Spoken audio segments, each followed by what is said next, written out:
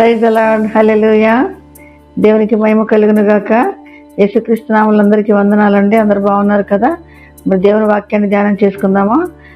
యెషయా గ్రంథము 54వ అధ్యాయము 10వ వచనం నుండి మనం చదువుకుందాం. ప్రియులారా, పర్వతములు తొలగినను మెట్టలు తత్తరిలను నా కృప నిన్ను విడిచి పోదు అని సమాధాన విషయమై దేవుడు మనకు మరి సెలవిస్తున్నారు.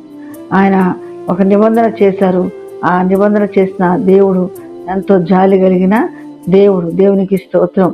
ఆయన ఈ సృష్టిలో ఏది జరిగినా సరే నా కృప మాత్రం నిన్ను విడిచి పోదని చెప్పి మన బలపరుస్తూ ధైర్యపరుస్తున్నందుకు దేవునికి స్తోత్రం.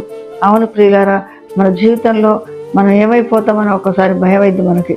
కానీ దేవుడు మనని ధైర్యపరుస్తున్నది ఉదయకాలం. ఏమనంటే, మీకేమి కాదు, మీరు భయపడొద్దు, ఎందుకు నేను ఎప్పుడు మీతో ఉంటానని దేవుడు ఈరోజు మనతో మాట్లాడుతున్నారు. ఎప్పుడు ఆయన కృప మనతో ఉంటుందని, ఎప్పుడు మీతో ఉంటాను నేనని దేవుడు ఈరోజు నీతో ప్రామిస్ చేశారు కనుక ఆ జాలి కలిగిన దేవుడు ఇప్పుడు కూడా తన కృపను నీకు దూరం కానివ్వడు. హల్లెలూయా.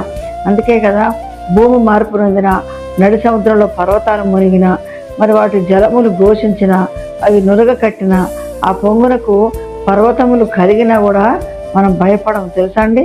ఎందుకంటే దేవుని కృప మనకు వెన్నంటి ఉంది కనుక, మనతో ఉంది కనుక దేవుడి కృపలో మనము సాగిపోవచ్చు ప్రియులారా. కాబట్టి భయపడకుండా, దేవా నువ్వు నాతో ఉన్నందుకు నీకు వందనాలు, భూమి మీద ఏది జరిగినా సరే నీ కృప మాత్రం నాతో ఉంటుందని మీరు ఈరోజు మాట్లాడేందుకు మీకు కృతజ్ఞతలను చెప్పి దేవునికి ఎల్లప్పుడూ ప్రార్థన చేయండి. దేవుడు తన కృప ఎల్లప్పుడూ మీతో ఉండును గాక. ఆమెన్. ప్రార్థన చేసుకుందాం. పరిశుద్ధమైన తండ్రి, నీకు వందనములు. ఈ ఉదయకాలము నీ సన్నిధానంలో నీ వాగ్దానము, నీ వాక్యం కొరకు మేము ఎదురు చూస్తుండగా మీరు మాతో మాట్లాడిన విధానం కొరకు స్తోత్రములు.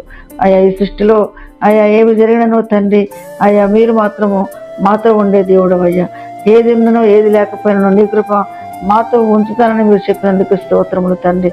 ఆయా పర్వతములు తొలగిన, మెట్టాలు తత్తరిల్లిన నీ కృప మమ్మల్ని విడిచిపోదనే మాట మాకెంతో ధైర్యాన్ని ఇచ్చింది కనుక ఈ మాటను మా హృదయంలో, మా జీవితంలో మరి దినమంతా కూడా మీరు ఫలింపచేసి మీరు ఆశీర్వదించాలని ప్రార్థిస్తున్నాం.